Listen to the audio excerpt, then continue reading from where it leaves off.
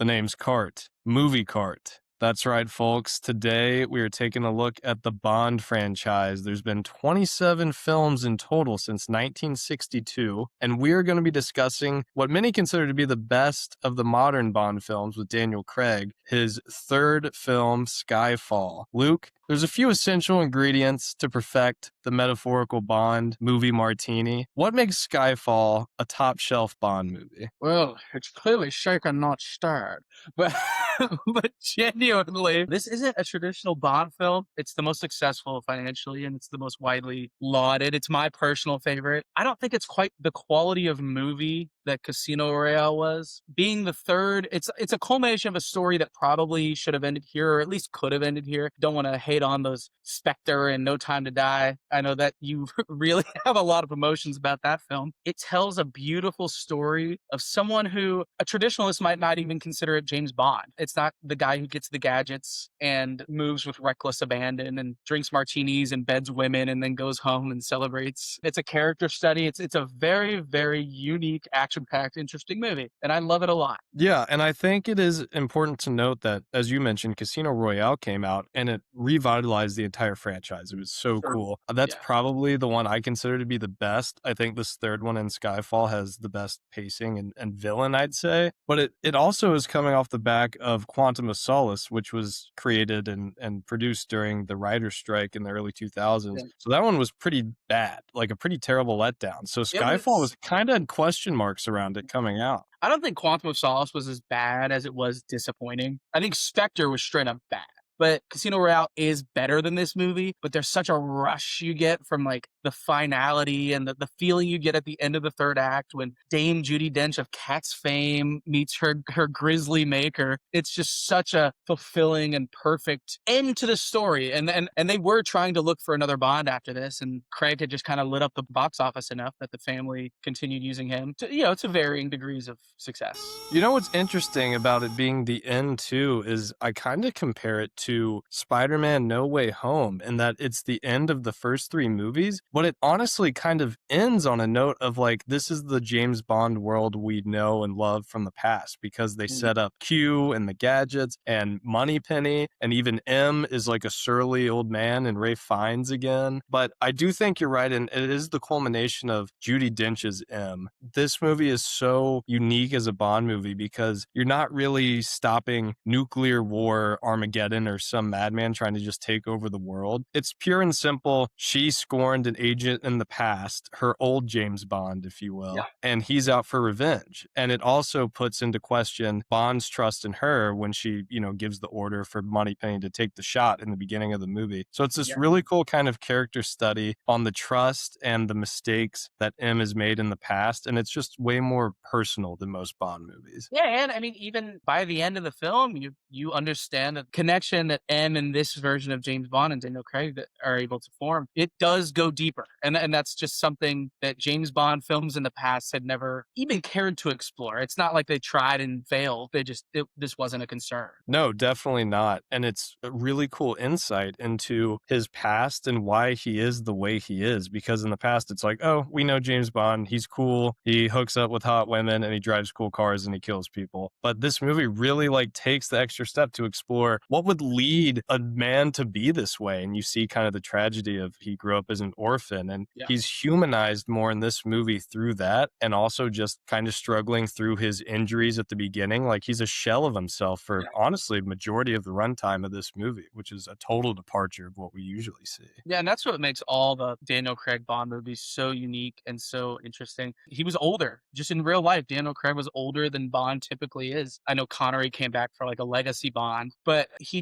couldn't believably do the stunts, and with the Pierce Brosnan films using the iffy CGI to try to make him look like the world's coolest super spy. They really honed in on something special. I enjoy them in a way, especially this one particularly, I enjoy in a way that I don't enjoy James Bond films traditionally, which I love for a totally different reason. But they almost feel like awesome capers, like akin to a Saturday morning cartoon. Oh, definitely. This is kind of that beautiful middle point between like a Jason Bourne franchise and Mhm. Mission Impossible, where they even poke fun at kind of the legacy of Bond. You know, when he meets Q and he makes the joke about exploding pens aren't really what they go in for anymore. It's like kind of a tongue in cheek, like looking at the audience, like, yeah, we know you guys think that's stupid these days, so we'll just kind of make fun of it. But it also still pays its respects to the old Bond movies with like the Yeah. classic Aston Martin with the guns and the headlights. Like it still Yeah. sprinkles in a little bit of absurdity just to kind of remind you of what this franchise's history is. Well, and the great tragedy of this Bond specifically is that he is clearly alone and broken down and truly desperate for any shred of happiness or anything, but he still continues to kill people and bed these women because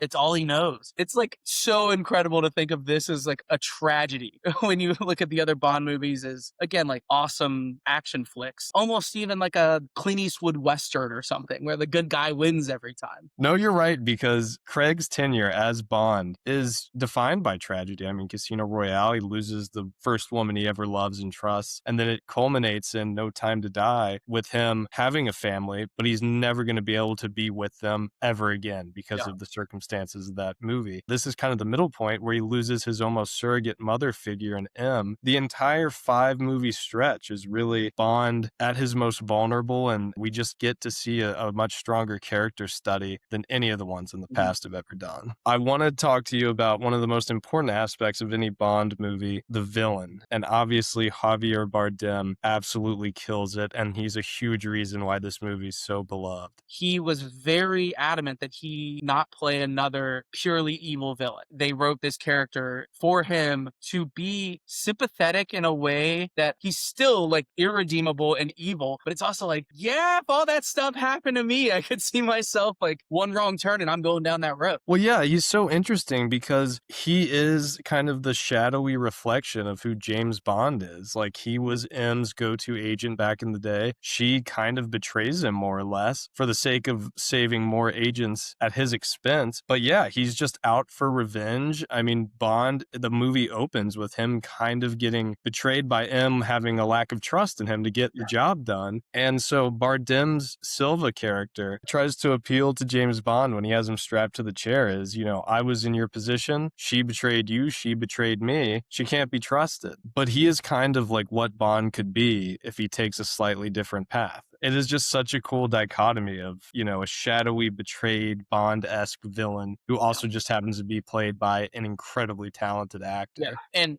not enough can be said about Javier Bardem's performance. The scene where he's locked in that little glass cage and removes his mandible, it's chilling. It's freaking incredible. His introduction scene is fantastic. Between this, No Country for Old Men, and believe it or not, Dead Men Tell No Tales, the fifth Pirates of the Caribbean film, this man is a heater of a villain. 10 out of 10. Yeah, man, those three are all on the same level for sure. Totally.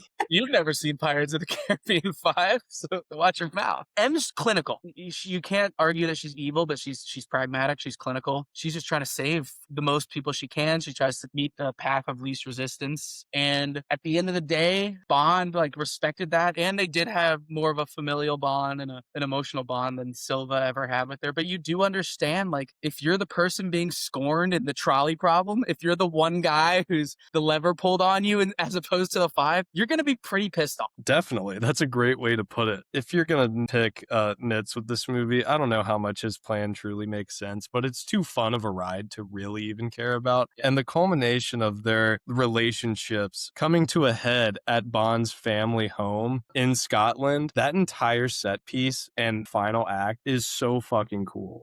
And the fact that this movie is bookended, you start with a car chase that is bananas. I kind of forgot, like revisiting this, how awesome that first initial car chase and then on the train, everything. It's incredible. But that shootout, blaze of glory there at Bond's family home there at the end, it's Luke versus Vader. It's Sam and Frodo throwing the ring in Mount Doom. It's incredible. It truly is, and that is a huge aspect of what makes a great Bond movie too, is the action. And like you said, the The intro is riveting. I mean, the whole train scene where he gets in the bulldozer is so cool. The entire Shanghai segment when he fights the assassin. Also, that reminds me, because that scene is lit so beautifully. Roger Deakins cooked with the cinematography in this movie. I feel like we don't really shout out cinematographers ever. He does an incredible job with this Skyfall movie. And that kind of reaches to a greater point. This movie didn't have to be filmed like this, and it didn't have to be acted by three generational performers in Dane Judi Dench, Javier Bardem, and Daniel Craig, but they did. They chose to go that route, even though like we were coming off of probably the weakest era of Bond ever, and it was more Inspector Gadget than it was anything at that point. One of the coolest aspects of Silva's death when, he's trying to take M out with him with one bullet, which is incredibly haunting. Just the Yeah. idea of it's so unsettling. But the way he dies is he gets stabbed in the back Which by James Bond, just like how he got stabbed in the back and it started his path of villainy. I just think that's a cool touch. I don't know if they did that on purpose, but I feel like that's an incredibly symbolic way for him to die, is a knife to No, the it back. almost like lends credence to his entire thought process. Like, this country has turned its back on me and, betrayed me, and that's how it starts and that's how it ends. So, I mean, he's a tragic villain and he plays it so well, and I can't gush over his performance enough. But if there's one thing that overcomes the Javier Bardem villain performance, it is "This Is the End."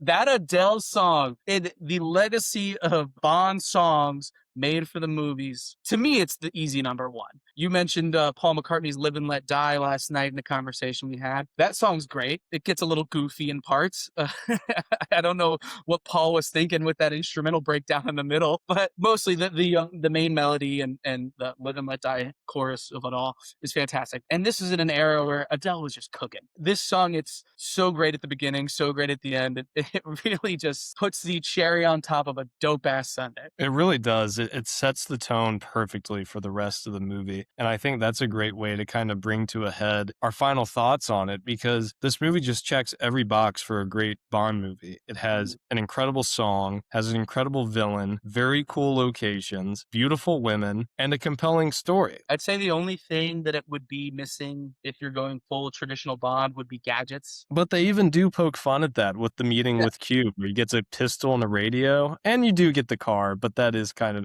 they even make an ejector seat joke, which I really love. Yeah, this, as you said, this is just the perfect third installment. The fact that they could have just rested on their laurels and continued making spy gadget movies, and instead they went this direction. I admire the vision. Absolutely. Shout out Sam Mendes, the director, by the way. We Yeah. haven't mentioned him, but he obviously was an important part. But with that being said, Luke, we will transition into your favorite part of the video. Is Skyfall better or worse, I think we all know the answer to this, than Dakota Johnson's The Materialists? Okay. So it's this movie's better. Okay. I'll get that out of the way.